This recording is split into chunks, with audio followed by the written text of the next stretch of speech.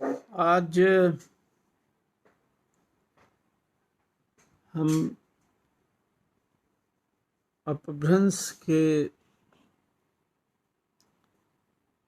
जो विशेष कक्षा है उसके छात्रों से संबोधित हैं। आप अपने कमेंट से अवगत कराएं।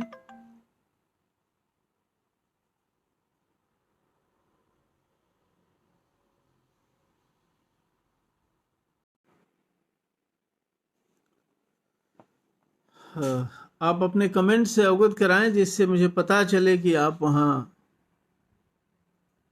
उपस्थित हैं। संदेश राशक के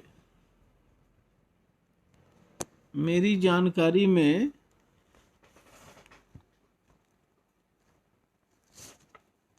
केवल 2 छंद हैं जो बचे रह गए हैं, तो मैं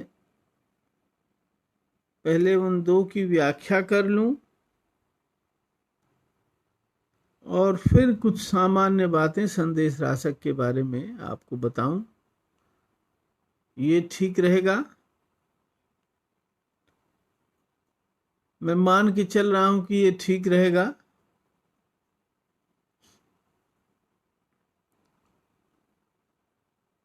पैंतालीसवां छंद है।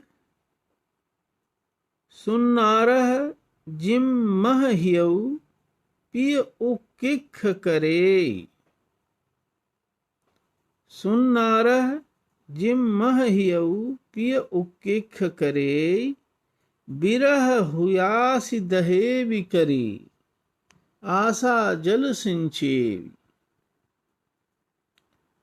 एक आप जानते हैं कि एक विरहिणी नायिका, पोषित पतिका नायिका, जिसका पति कमाने के लिए बाहर गया हुआ है और वह एक जाने वाले बटोही के माध्यम से अपने पति को अपनी विरह दशा का वर्णन करते हुए, अपनी दुखद स्थिति का वर्णन करते हुए संदेश भेज रही है। तो इस छंद में वो एक रूपक के सहारे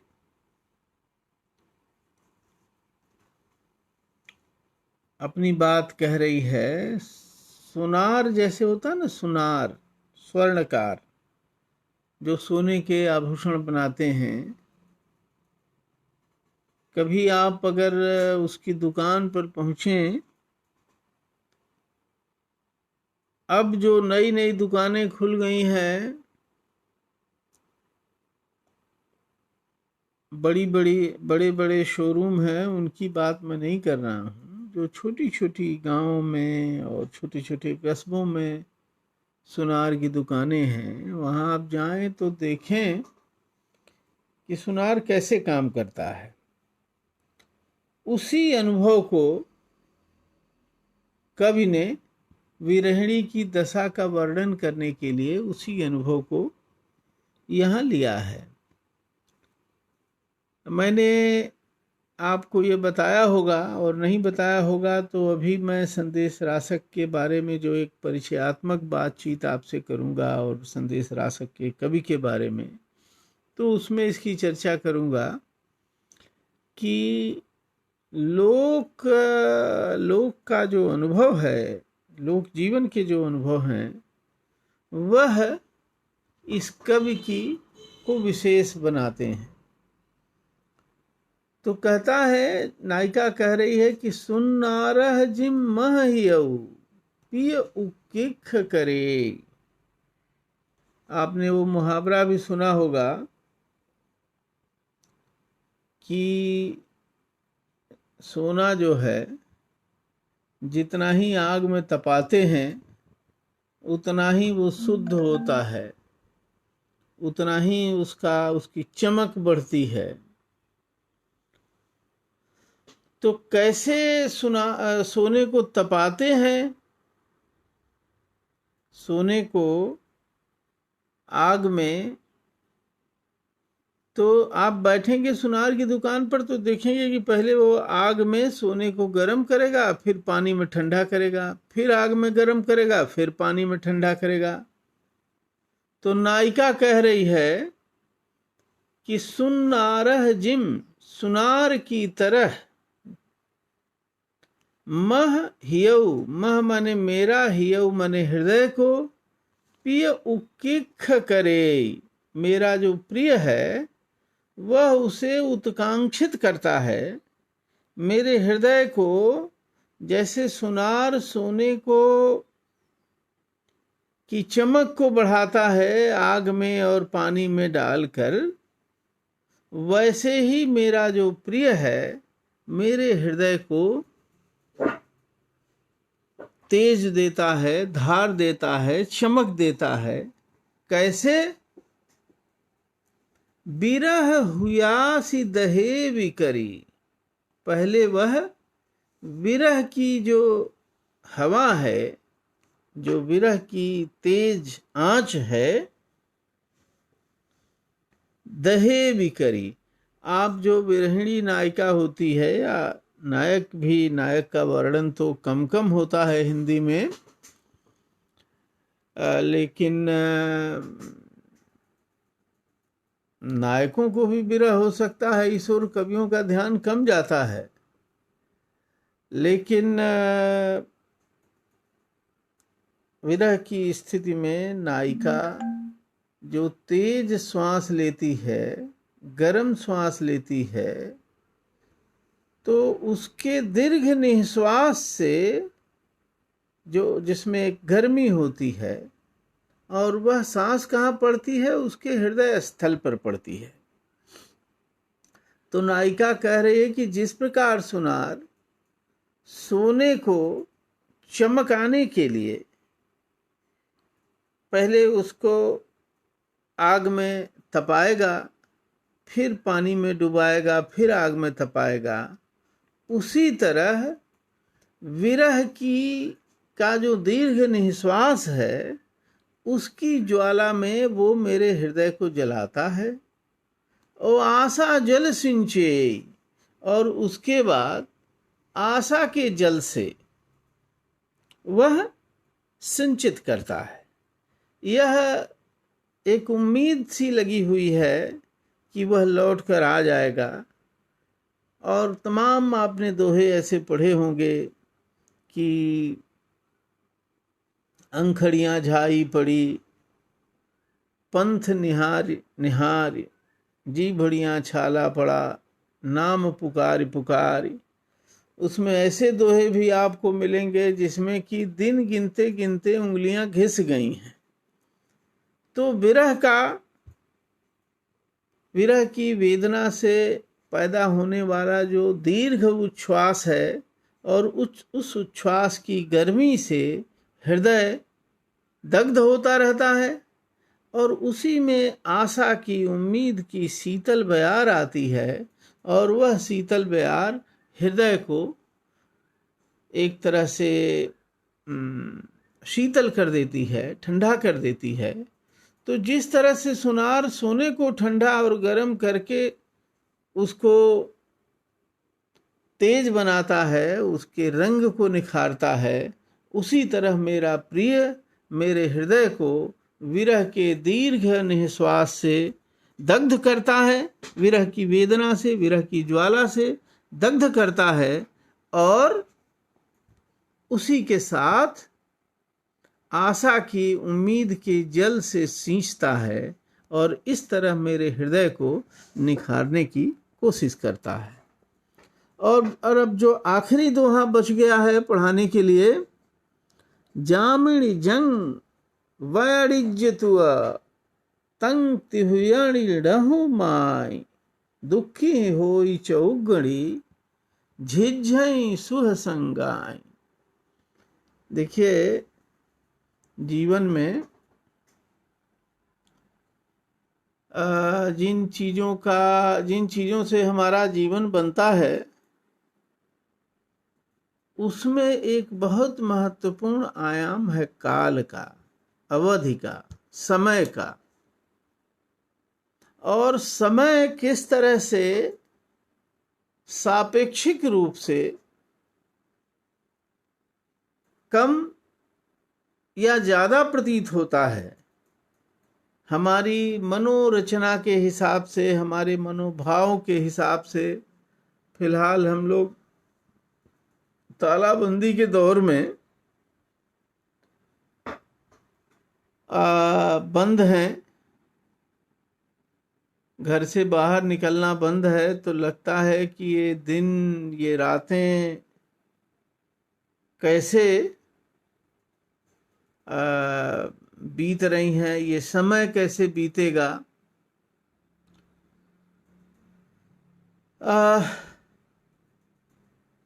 पहले इस दोहे का अर्थ कर दें। जामिनी, जामिनी, यामिनी, यामिनी माने रात।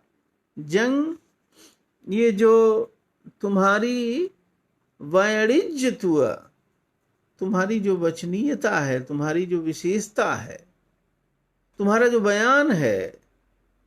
तंग माने वह, तिहुण माने तीनों लोकों में, रणहुमाय तीनों लोकों में उसकी रणहुमाय, रणहु माने नहीं, माय माने समाती नहीं है। तुम्हारी जो विशेषता है, तुम्हारी जो विलक्षणता है, उसका बयान, उसकी तुलना तीनों लोकों में संभव नहीं है। क्यों? दुखी होई चौगुणी, दुख में चौगुनी हो जाती है, और झिझई, और झरक जाती है, कम हो जाती है। सुहसंगाई,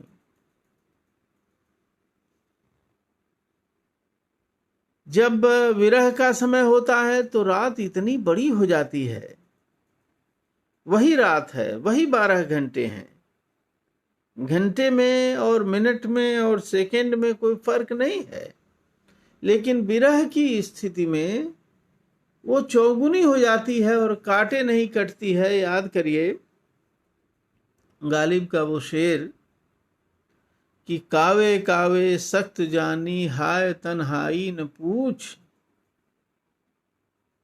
शुभ करना शाम का, लाना है जुए सीर का। ये जो अकेलापन है, ये तन्हाई है, ये कितनी कठिन है ये मत पूछो। शाम को सुबह तक में बदल देना, यानी कि पूरी रात काटना इतना कठिन है जितना कि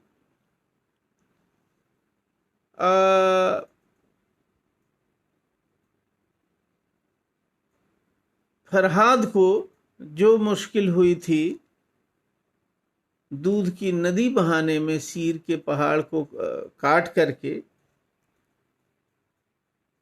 उससे ज्यादा मुश्किल है इस रात को काटना जो कि अकेले काटी जा रही है, जो विरह में काटी जा रही है। तो गालिब के हवाले से इस बात को हम और अच्छी तरह समझ सकते हैं। दुखी होई चौगुनी, दुख में ये रात चौगुनी हो जाती है। और कमबख्त वही, जब उसको हमारा मन चाहता है कि जल्दी बीत जाए तो चौगुनी हो जाती है, और जब मन चाहता है कि वो बड़ी हो जाए तो झट से बीत जाती है। झिझई सुहसंगाई, मिलने के समय में, संजोग के समय में वह रात कैसे चुटकियों में बीत जाती है इसका पता भी नहीं चलता। ये रात, इस रात की महिमा इतनी निराली है जिसका बयान शब्दों में नहीं किया जा सकता, और इसकी उपमा, इसकी तुलना भी तीनों लोकों में और किसी चीज से नहीं की जा सकती। तो मेरा ख्याल है कि यही 2 छंद इसमें के रह गए थे जो मैंने पढ़ा दिए। अब मैं थोड़ी सी चर्चा संदेश रासक और संदेश रासक के कवि अब्दुल रहमान के बारे में कर देना चाहता हूँ। और अगर मेरी यह सूचना सही नहीं है, मेरी जानकारी सही नहीं है, एक आध छंद और रह गए हैं, तो आप हमें मैसेज कर दीजिए, तो इसी बीच हम उसको बता देंगे। केवल नंबर मैसेज कर देंगे तब भी काम चल जाएगा। देखिए, संदेश रासक जैसा कि इसके नाम से स्पष्ट है, एक संदेश काव्य है। संदेश काव्य का सीधा अर्थ हुआ कि ऐसी कविता जिसमें कोई प्रेमी या प्रेयसी अपने दूर गए प्रिय को संदेश दे। ये जो हमारा समाज है, इस समाज के भीतर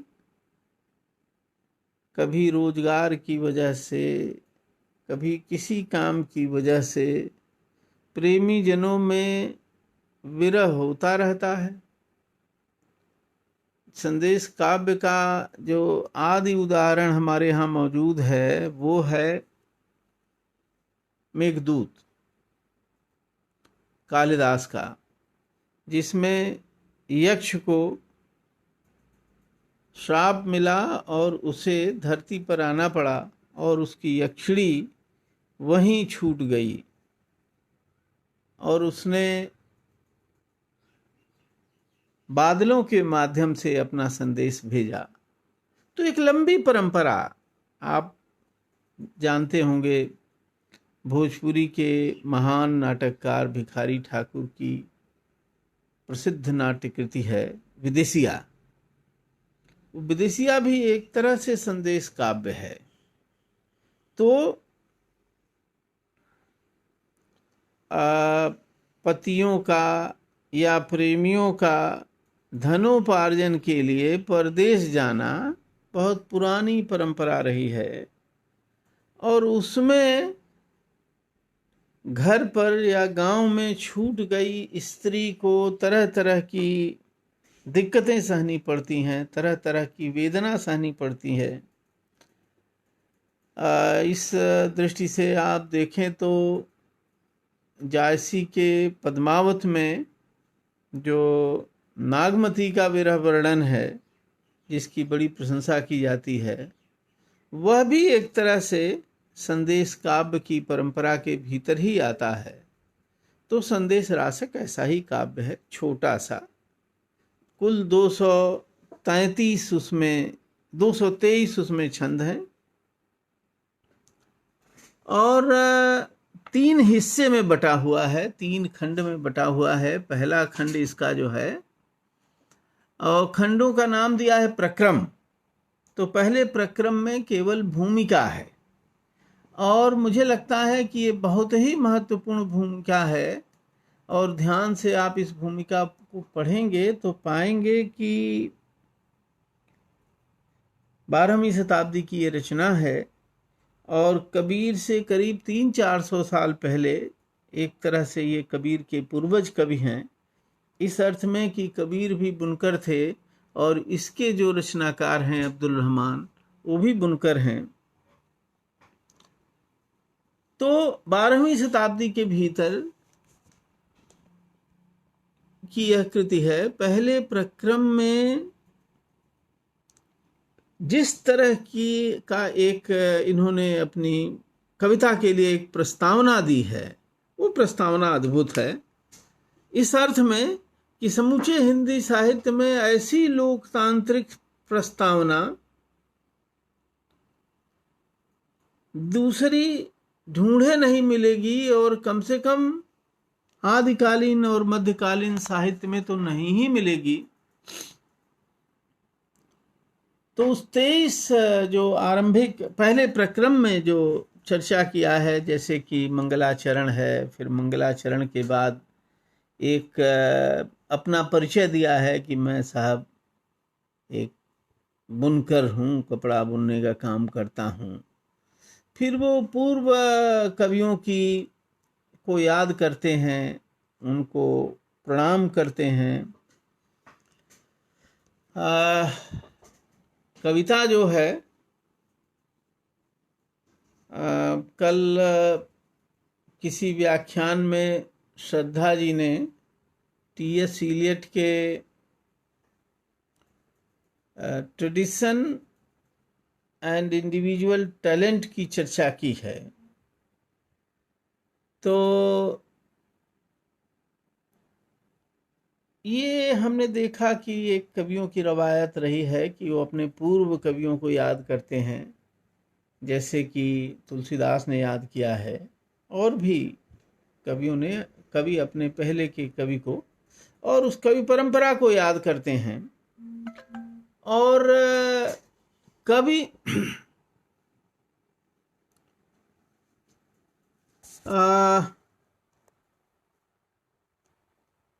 परंपरा को याद करते हुए,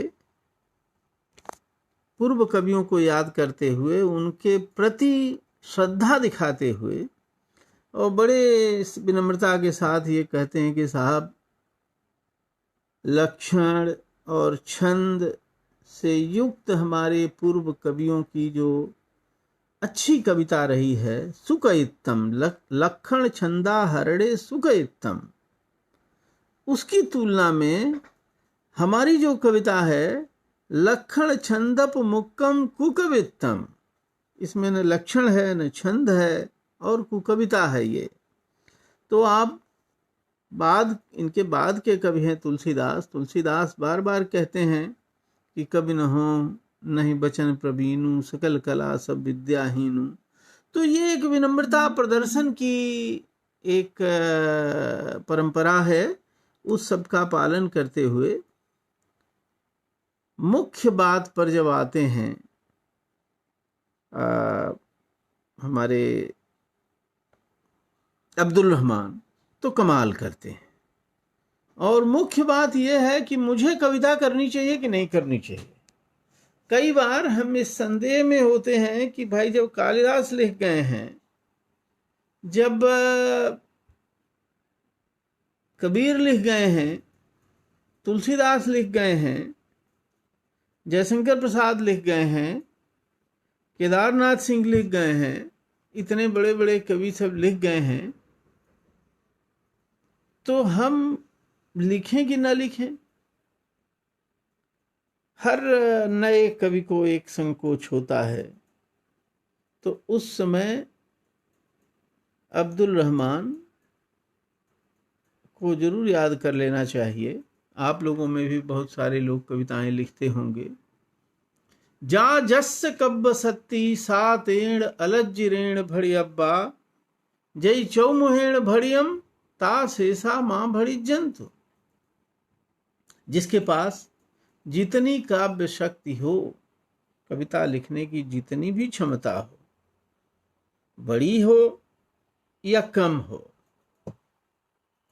सातेण अलज रेण भड़ी अब्बा, उसे अपनी क्षमता के हिसाब से कविता करने में संकोच नहीं करना चाहिए। संकोच को त्याग करके अपनी क्षमता के हिसाब से उसे कविता। और फिर इसके लिए एक उदाहरण देते हैं, जय चौमुहेण भड़ियम ता शेषा मां भड़ी जंतु। यदि चतुर्मुख ने कविता की तो क्या बाकी लोग कविता न करें?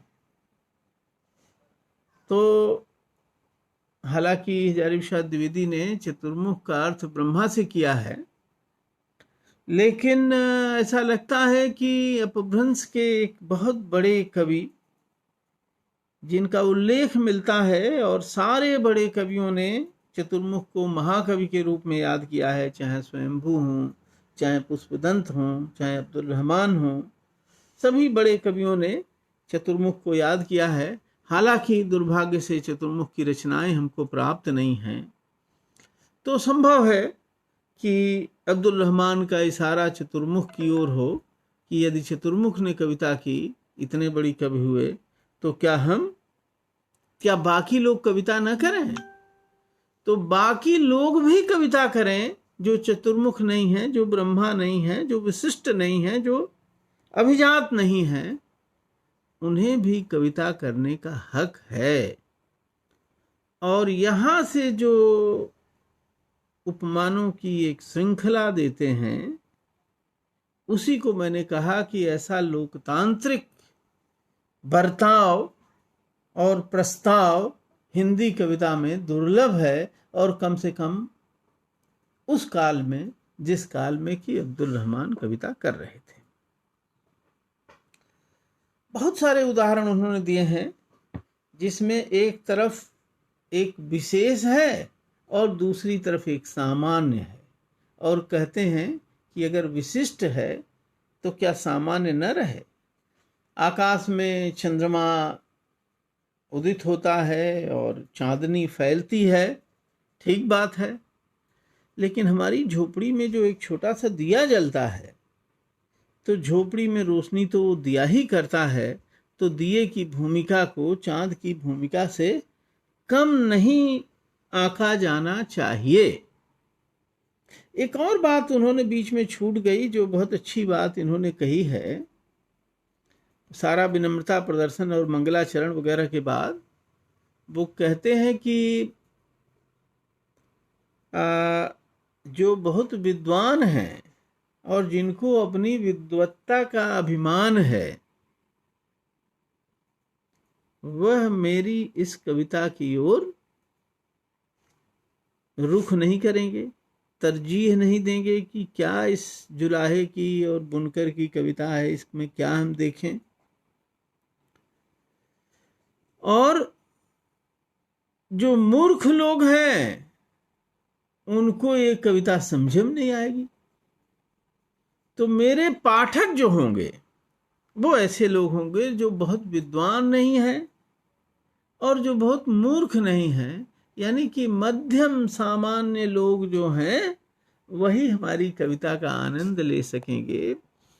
तो यह भी, इससे भी कवि की एक खास सामान्य को तरजीह देने की एक जो कवि दृष्टि है उसका पता मिलता है। मैं कह रहा था कि एक तरफ चंद्रमा है और उसके बरक्स झोपड़ी में जलने वाले दीपक की सार्थकता। ठीक है कि कोयल बहुत मीठा बोलती है, लेकिन यह कवि कहता है कि कौवे के बोलने का भी एक महत्व है, क्योंकि कौवा जब बोलता है तो हमारे प्रिय के आगमन का संकेत देता है। कहते हैं कि साहब तालाब में बहुत सुंदर कमलनी खिली हुई है, ठीक है, अच्छी बात है, लेकिन गरीब की झोपड़ी पर जो लौकी चढ़ी हुई है, लौकी की लता और उसमें फूल खिला हुआ है, वह न खिले।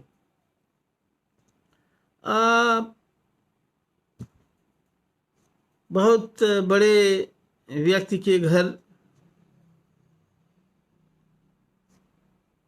सेठों के घर, अमीरों के घर तमाम सूखे फलों से जो खीर बन रही है, ठीक है, बने, बहुत अच्छी है, लेकिन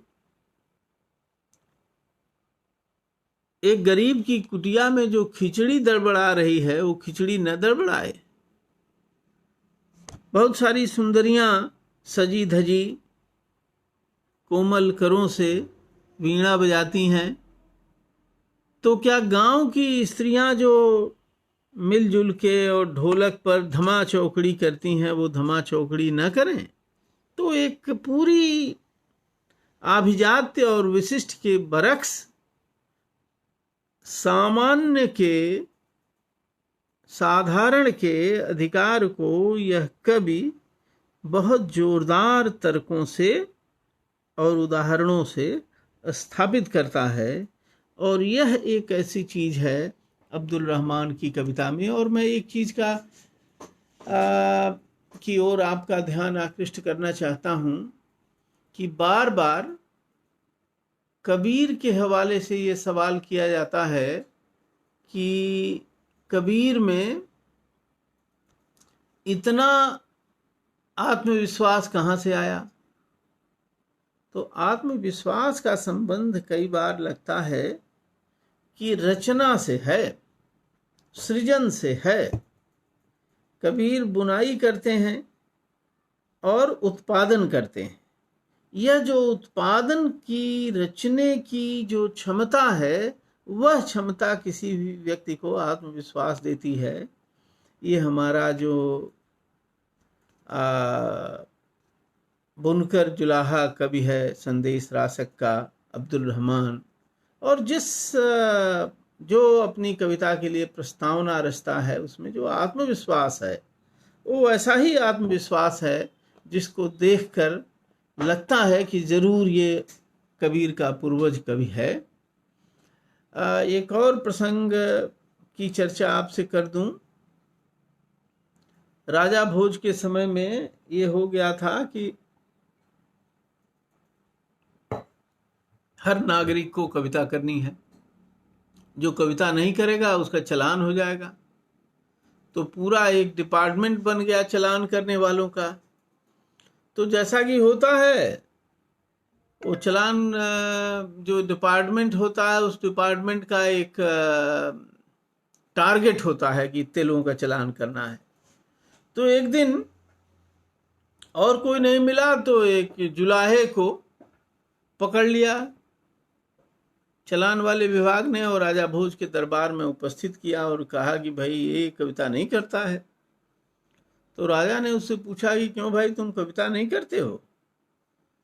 तो उसने कहा कि साहब, काव्यम करोमि न चारुतरम करोमि यत्नात् करोमि यदि चारुतरम करोमि। मैं कविता करता हूं, बहुत अच्छी कविता नहीं करता, लेकिन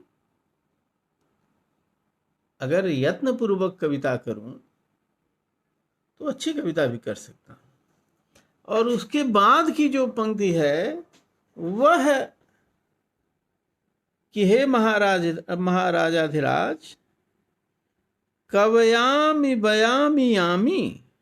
मैं कविता करता हूं, बुनाई करता हूं और अब जा रहा हूं। और यह कहते हुए भोज के दरबार से चला गया।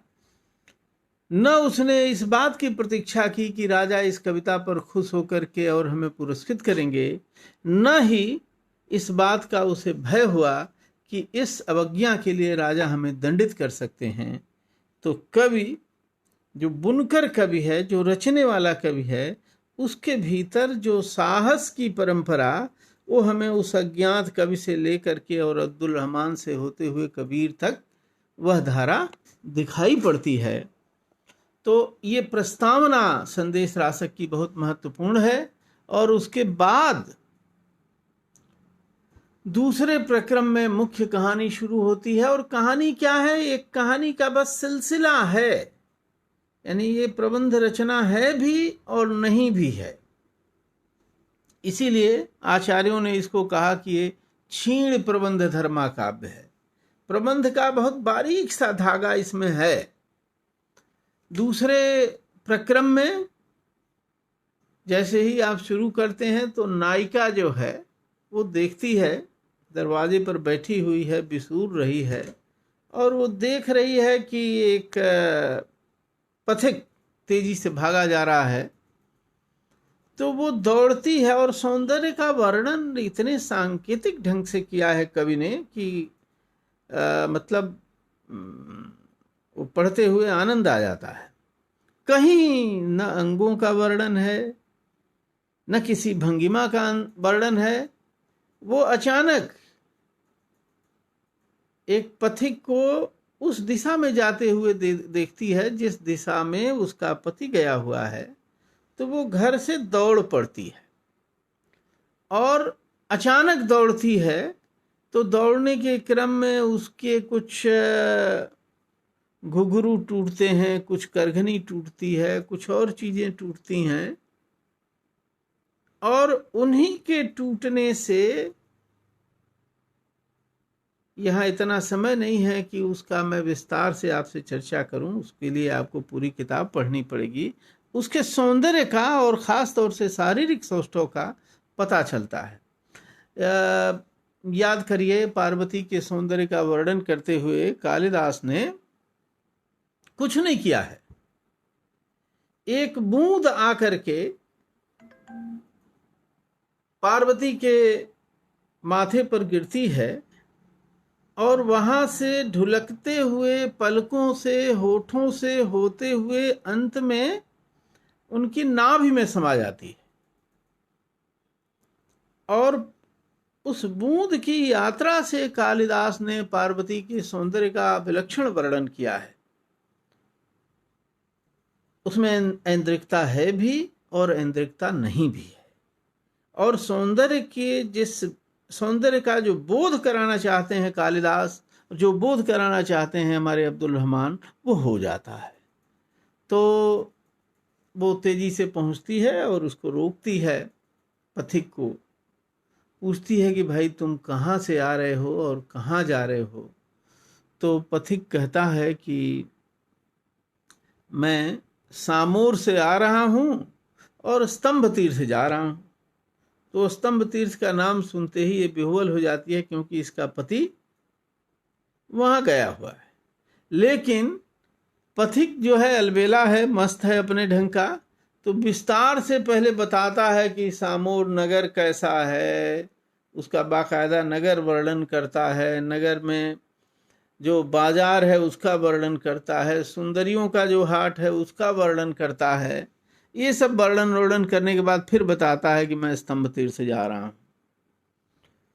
तो ये फिर कहती है कि वहीं मेरा पति गया हुआ है और तुम खोज करके और उसे मेरा संदेश कह देना। तो वो कहता है कि जल्दी से अपना कहो। वो बहुत उतावली में है, इतनी उतावली में है कि कवि ने वर्णन किया है कि आधा उड़ते हुए जा रहा है। तो नायिका जो है, और वहाँ एक आपको नायक, वो पथिक और नायिका में जो संवाद चल रहा है उसमें एक खास तरह की नाटकीयता है। बार बार वो पथिक कहता है कि अब मुझे देरी हो रही है, जल्दी से मुझे तुम बात अपनी खत्म करो। और नायिका कहती है कि ये 4 दोहे और ले लो हमसे। तो खैर उसी में वो अपने विरह का वर्णन करती है। और विरह वर्णन के कुछ छंद आपने पढ़ लिए हैं, तो आप चाहें तो उस विरह वर्णन में जो एक विरह की शास्त्रीय 10 दशाएं हैं वो ढूंढ सकते हैं। हालांकि विरह की जो 10वीं दशा है उसका वर्णन करने की परंपरा नहीं है, क्योंकि 10वीं दशा है मृत्यु। चिंता, जागरण, उद्वेग, कृशता, मलिनता, प्रलाप, उन्माद, व्याधि, मोह, और अंतिम 10वीं दशा है मृत्यु। तो अमूमन विरह में मृत्यु का 10वीं दशा का वर्णन इसलिए नहीं किया जाता कि जैसे ही मृत्यु का वर्णन कर देंगे तो श्रृंगार रस की सीमा से बाहर चले जाएंगे और दूसरे रस पैदा हो जाएंगे। तो चाहे तो आप खोज सकते हैं मेहनत करके, लेकिन इस तरह का कोई शास्त्रीय वर्णन करने का इरादा नहीं, बल्कि इस कवि का इरादा लोक हृदय में जो विरह की भावना होती है उसको व्यक्त करने का है। जिन छंदों को आप पढ़ चुके हैं उसके बारे में मैं दोबारा चर्चा नहीं करूंगा। एक उदाहरण आप देख लीजिए, कैसे अमूमन जो प्रचलित उपमान होते हैं ना कि मछली और पानी और चकवा और चकई, इनके विरह की चर्चा हो जाती है, की जाती रही है। एक उदाहरण ये देता है जो दूसरी जगह कहीं मुझे देखने को नहीं मिला। कहती है कि मेरा कलेजा कैसे फट गया, हृदय कैसे फटा हुआ है। जैसे कीचड़ होता है और कीचड़ जब सूख जाता है, यानी उसमें से पानी निकल गया, तो कीचड़ का जैसे कलेजा फट जाता है, वैसे ही मेरा कलेजा अपने प्रिय से विरह होने की वजह से, अलग होने की वजह से फट गया है। तो इस तरह के अनेक उपमान आपको मिलेंगे जो बिल्कुल लोकानुभव से प्राप्त किए गए हैं और उन के सहारे। तो ये बहुत सारे अपने कहता है कि मुझे तो संकोच लगता है। वो नायिका कहती है कि जिस प्रियतम के वियोग में मैं जब वो जा रहा था, जस पवसंत न पवसिया मुई अबियो एण जासु, लज्जित जव संदेशणु दिनती पहिय पियास। जिस प्रिय के विदा होते समय मैं उसके साथ नहीं चली गई, जैसे कि सीता जी चली गई राम के साथ, या उसके विरह में मैं मर नहीं गई, उस पति को, उस प्रियतम को संदेश देते हुए मुझे संकोच होता है कि मैं कैसी प्रेमिका हूं कि जो मानक है प्रेम का, उस किसी मानक पर मैं पूरा नहीं, खरी नहीं उतरी, मैं उसके साथ गई नहीं और विरह में मरी नहीं। फिर वो कहती है कि साहब चलो अगर मैं मर जाती तो एक मुश्किल ये थी, और यह भी मुझे लगता है कि किसी और जगह मुझे पढ़ने को नहीं मिला अब्दुल रहमान के अलावा। क्या बढ़िया तर्क उसने दिया है कि अगर विरह में मैं मर जाती तो ये परंपरा विरुद्ध होता। कैसे? तुम मेरे हृदय में अवस्थित हो, तुमको हृदय में अवस्थित, हृदय में, हृदय रूपी घर में तुम मेरे रुके हुए हो मेहमान के रूप में, और यहाँ तुम्हें छोड़कर और मैं स्वर्ग चली जाऊं, यह उचित नहीं लगा, इसलिए मैं जीवित बची हूं। तो इस तरह के बहुत सारे उपमान वो देती है जो इस कवि के नवोन्मेषी कल्पना का उदाहरण है। और बातचीत होती है, वो नाटकीयता, बार बार उतावला होता है पथिक, ये बार बार उसको रोकती है कि अच्छा 2 छंद और सुना देना, ये 2 बातें और कह देना, हाथ पकड़ के मना लेना। तो जैसे तैसे वो रुकता जाता है, और भाई वो भी आदमी है, उसको भी इसके ऊपर दया आ जाती है, और दया बस पूछ देता है कि ये बताओ कि ये जो तुम्हारी दशा है वो कब से है? तो नायिका कहती कि अरे साल भर हो गया। और उसको फिर कवि को मौका मिल जाता है पूरा षड्ऋतु वर्णन 6 ऋतुओं में। और आपने नागमती का विरह वर्णन पढ़ा होगा, और आप ये बात जानते होंगे कि विरह का मौसम से बड़ा संबंध होता है। अमूमन मौसम से क्या संबंध होता है? आप याद करिए सूरदास को कि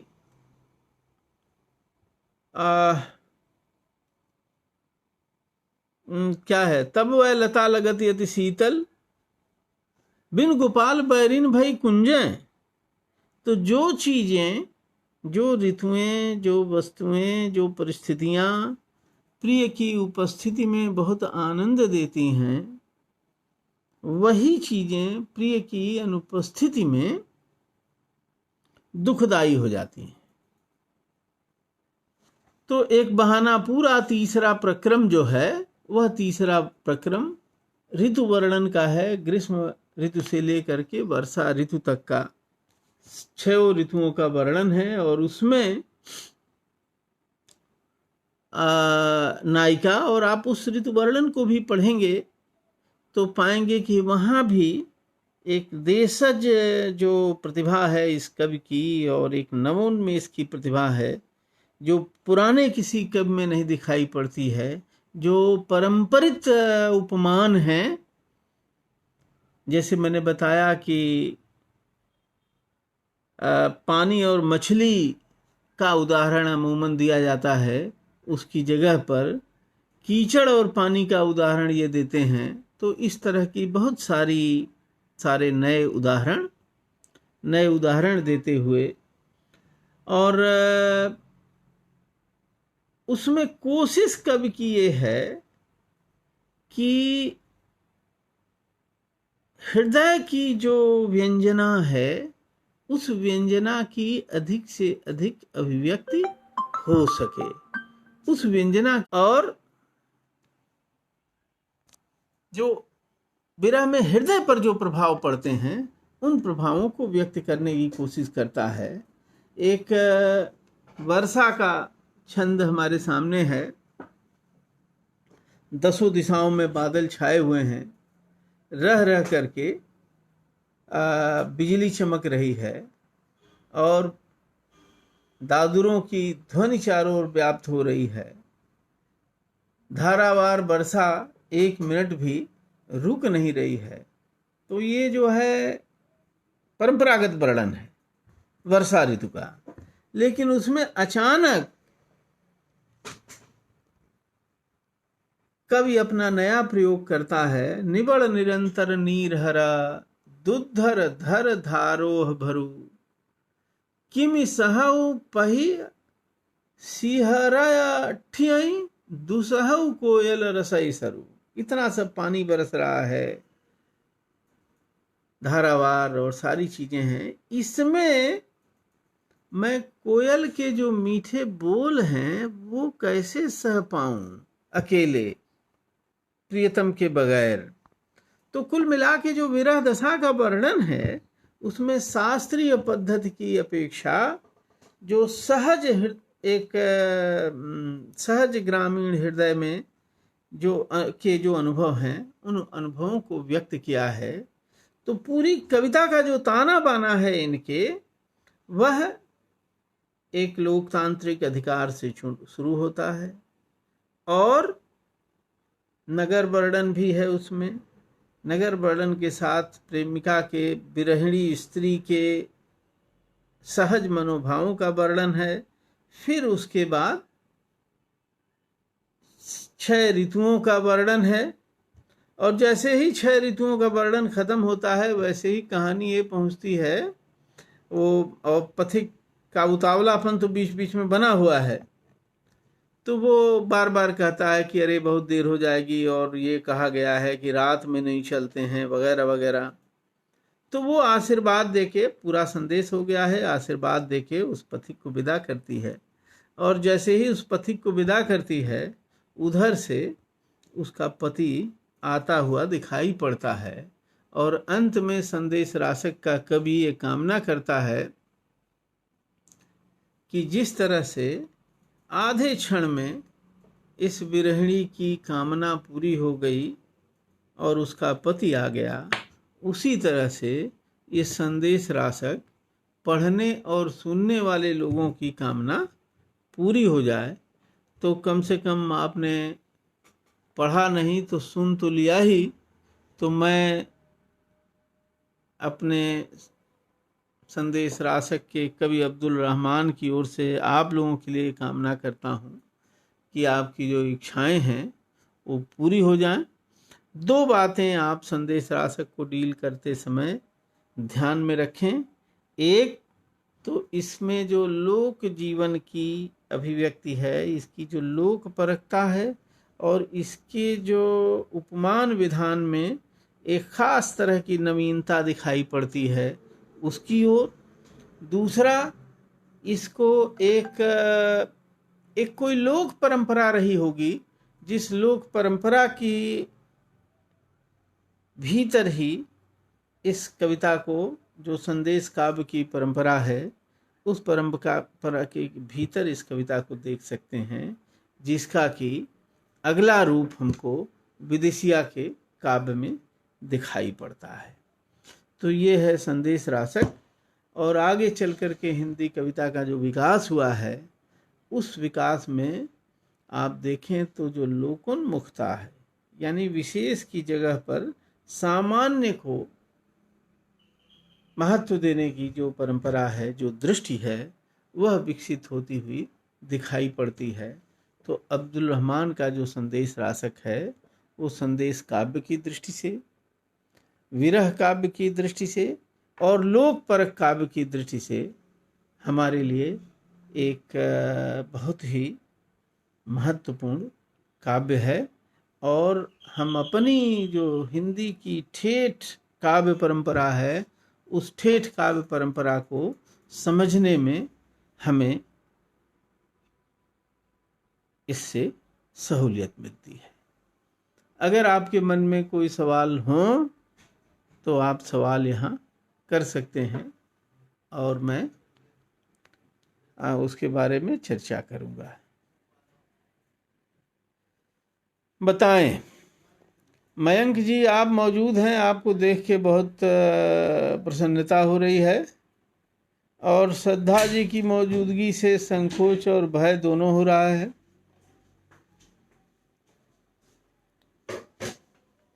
कोई प्रश्न?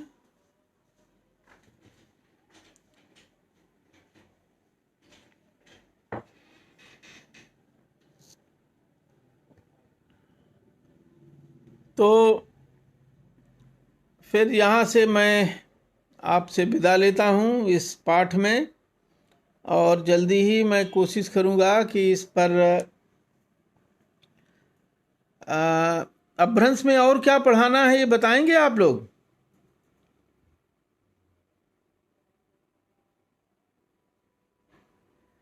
स्त्री चेतना का भाई विरह की जो भावना है, जैसा कि मैंने शुरू में ही कहा कि ऐसा नहीं है कि विरह की भावना केवल स्त्री को होती है, लेकिन कभी लोग जो हैं स्त्रियों की विरह भावना का वर्णन करने में ज़्यादा रुचि लेते हैं। तो स्त्री चेतना न कहिए, क्योंकि चेतना एक आधुनिक शब्द है, और स्त्री चेतना का अर्थ होता है स्त्री के मनोभाव आप कह सकते हैं। जब स्त्री चेतना पद का प्रयोग करते हैं तो उसका अर्थ दूसरा हो जाता है। उसमें जब ये आधुनिक पदबंध है जिसमें कि स्त्री की मुक्ति के सवाल को हम डील करते हैं, तो उस तरह से इसमें स्त्री की मुक्ति का सवाल नहीं दिखाई पड़ता। स्त्री के मनोभावों का वर्णन जरूर इसमें है। अनिल कुमार वर्मा जी ने ये सवाल मुझसे किया, तो उनके सवाल का मैं ये जवाब दे रहा हूँ। अपभ्रंश में और क्या पढ़ाना रह गया है आप बता दें, तो एक दिन या 2 दिन अपभ्रंश की चर्चा और हो जाएगी।